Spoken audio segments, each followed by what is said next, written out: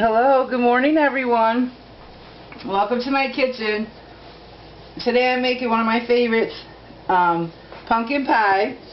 And what I'm going to start with is pumpkin puree. Not the pumpkin pie mix, just the puree. It's a 15-ounce can. And I have a 14-ounce can of the sweetened condensed milk. 3 egg yolks and 1 whole egg.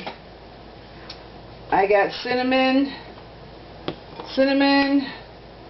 ginger, nutmeg, and some cloves, and a pinch of salt. Okay, so what we're going to do is, let's see, we're going to start with the pumpkin. Now this recipe is not mine. I got it off of Food Wishes on YouTube. His name is John. And he cooks a lot of great recipes, and so I want to give him a shout out.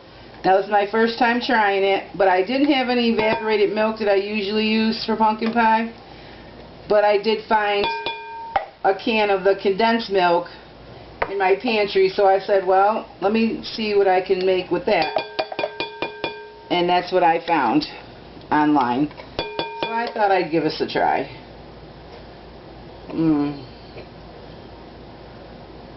Let's get all that in there. Yummy yum. Ooh. I always like when they show that on TV. I don't use this stuff very often. I know people use it in tons of recipes, but so I hope this comes out good. I'm sure it will. This year I'm going out for Thanksgiving to my niece's house. And I think, I'm not positive, but I think this is my first time since my parents both passed that I'm actually not cooking dinner or going to their house for dinner. Okay, so now we got the 3 egg yolks. And he said this helps it keep it from cracking on the top. When you see it, how your pumpkin pies crack. We'll see. And then 1 whole egg. Large eggs. Okay, let's give that a mix. Looks pretty good. I love pumpkin. I like to make pumpkin muffins, pumpkin bread, pumpkin anything.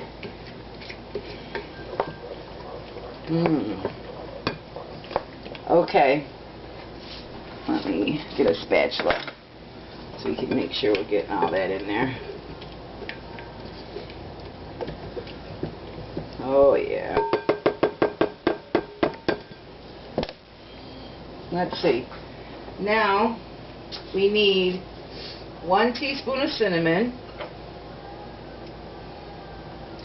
Not sure if I got enough in this one or not, but oh, I do. It's almost empty. Yeah, I like to put a little extra. I like all the spices. Okay, and a 1/2 teaspoon of ginger. Ground ginger, and I'm going to put 1/8 teaspoon of cloves. I love cloves. They smell good. That makes everything smell good. And the cinnamon. And the nutmeg. I'll show you. I buy the nutmeg whole, in the whole little nutmeg. They're like little nuts. And you just take a little grater, take the nut,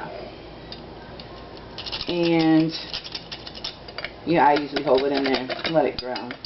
And so then my recipe calls for 1/4 teaspoon.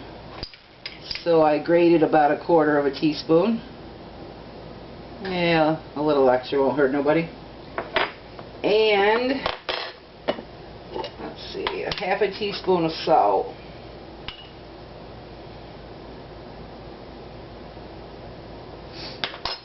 Okay. We're going to whisk this, but now that I got all the spices all over the spoon. I have my oven set at 425, so you're going to cook it for 15 minutes.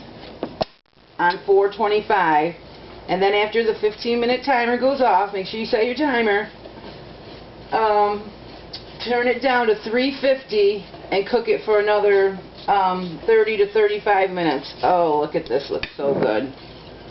It smells delicious.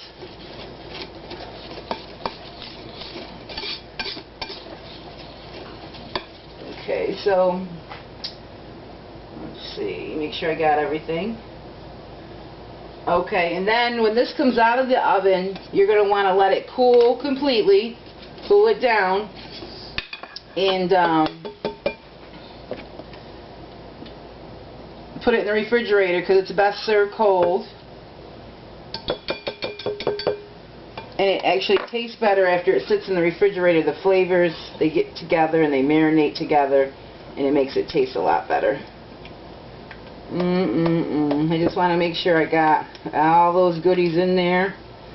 This is my favorite part of Thanksgiving, is making a pumpkin pie. Me and my mom made tons of pumpkin pies over the years. So what I have here is I put the foil on my pan, so if in case it drips, and I got a 9-inch pie pan.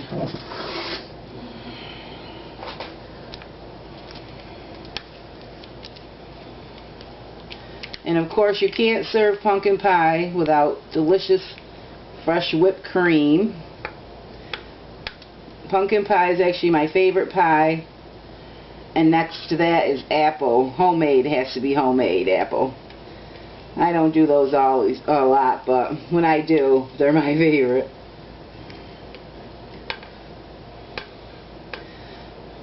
My mom used to make pies a lot for Thanksgiving, and she used to set us all up with our own little station, and we'd be rolling out the dough, and she'd be coming around teaching us all how to do it, and we made a lot of pies, and everybody had special requests for different pies. I want this, I want that. So one year my mother used to make about 8 to 10 pies every year, because she'd do cherry, apple, few pumpkins, lemon meringue, chocolate, mincemeat, I don't know, the list goes on. And so one year she made 13 pies, and my dad said, "Are you nuts? You know, that's bad luck." But nothing bad happened. But it was always funny because we used to always tease her about it. But you give it a little shake and get the air bubbles out, air pockets. And now, don't forget, I'm going to put this in the oven at 425, preheat it for 15 minutes, set your timer, and then set your stove to 350, and when it comes out, when you know it's done, is when you can stick a knife in the center, or we'll try the edges first, see how they're doing, and in the center, but it'll still continue cooking a little as it, you know, sets. But I hope you give this a try. Of course, I can't show you the final product until I'll do a picture for you, but I hope you give this a try. Once again, I want to give credit to Food Wishes. His name is John. He makes some great recipes. Check him out on YouTube. And happy Thanksgiving, everyone.